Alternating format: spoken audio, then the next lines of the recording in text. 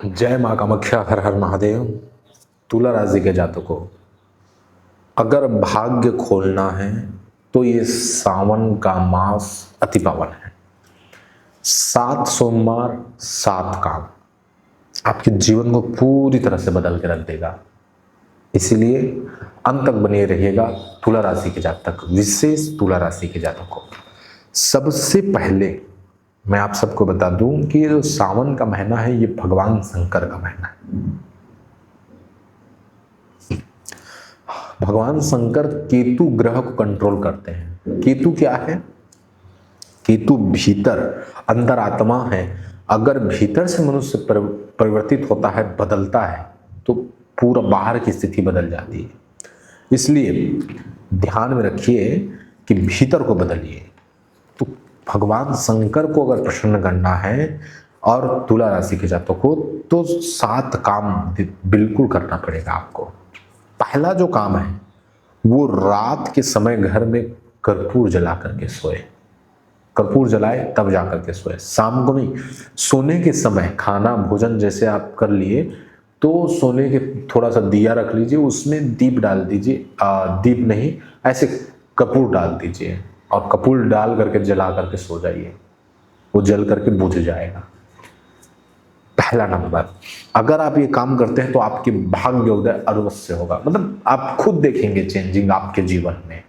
तुला राशि के जातकों को गौ या फिर कोई भी पशु को गुड़ जरूर खिलाएं।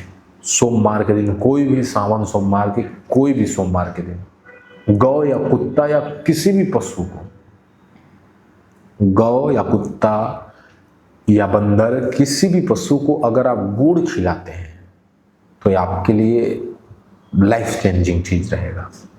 तुला राशि के जातकों को तीसरी बात, दूसरी बात के बाद अब तीसरी बात करें, क्योंकि 7 चीजें करनी है। 7 सोमवार। तीसरा सोमवार आप कीजिए, सुबह उठते ही अपनी हथेलियों को देखिए। सुबह उठते ही हथेलियों को देखिए तुला राशि के जातक। अब चौथा सोमवार आ गया, तो चौथा सोमवार क्या कीजिए, दक्षिण दिशा की ओर। ये काम तो रोज करना है, लेकिन विशेष दक्षिण दिशा की ओर आप सिर करके सोइए उस सोमवार, जो चौथा सोमवार। ऐसे इनको करना तो रोज है, पूरे सोमवार दक्षिण दिशा की ओर ही मुख करके सोएंगे। ठीक है। अब 5वें नंबर पर, 5वां सोमवार, तुलसी को दीप दान कीजिए, बेल वृक्ष को दीप दान कीजिए। सोमवार के दिन बेल पत्र ना तोड़िए, लेकिन बेल वृक्ष को दान कीजिए। क्या? दीप, दिया दान कीजिए, उसके नीचे रखिए, जरूर जलाए। तुला राशि के जातक, तुला राशि के जातक इस दिए को सुबह और शाम 2 टाइम जला सकते हैं। ठीक है, ये अपना 5वें नंबर का काम है, 5वें सोमवार। अब 6वें नंबर के काम पे आते हैं। तो तुला राशि के जातकों को 6वां नंबर का काम है गाय को आटे का चूरमा खिलाना। 6वां सोमवार को आपको गाय को आटे का चूरमा खिलाएंगे। अगर आप उपवास रहेंगे सावन सोमवार का, तो ये 7 काम जरूर आपको करना है। अगर आप आटे का चूरमा खिला सकते हैं गाय को, या फिर उस आटे में गुड़ मिला करके गाय को खिला सकते हैं 6वां सोमवार, मतलब पूरा जीवन पलट के रख देगा। पूरा 1 महीना आपके पूरे लाइफ को पलट के रख देगा। गाय को खिलाएंगे तो गाय के आशीष आप पाएंगे, गौ माता की आशीष पाएंगे। अब 7वां और अंतिम, ये 7वीं जो बात है ना, ये विशेष माताओं के लिए है, माता बहनों के लिए। ध्यान से सुनिएगा आप सब, विशेष आपके लिए है माताएं बहनें। ये जो 7वां काम, अगर आप उपवास है और ये 7वां काम को नहीं सुने और नहीं समझे, तो ये आपके लिए घातक रहेगा। ठीक है।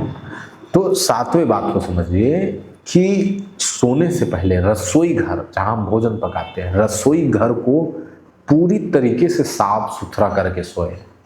7वां सोमवार, इस बात को ध्यान में रखिए। अगर आप पूरे 7 सोमवार का उपवास धारण करें पूरे सावन भर, और आप इस चीजों का पालन कर लिए, तो सत्य कहता हूं पूरे जीवन को पलटने की शक्ति रखते हैं भगवान शंकर। तुला राशि के जातक को आपके ऊपर शुक्र की कृपा होती है और शुक्राचार्य भगवान शंकर के भक्त है। अगर भगवान शंकर का स्मरण करते हुए आप ये 7 काम करते हैं तो समझिए कि शिव की कृपा और नैया पार। तुला राशि के जातक को अगर हमारी ये उपाय और समझाने का तरीका आपको अच्छा लगा हो, समझ में आया हो चीजें, तो आप जो है अपना पर्सनली कुंडली विश्लेषण करवा सकते हैं। इससे आपको नया रास्ता साफ सुथरा मिलेगा कि करना क्या है, कैसे करना है, हमारे जीवन में समस्या है, इस समस्या का समाधान कैसे करना है, ये आपको समझ में आएगा।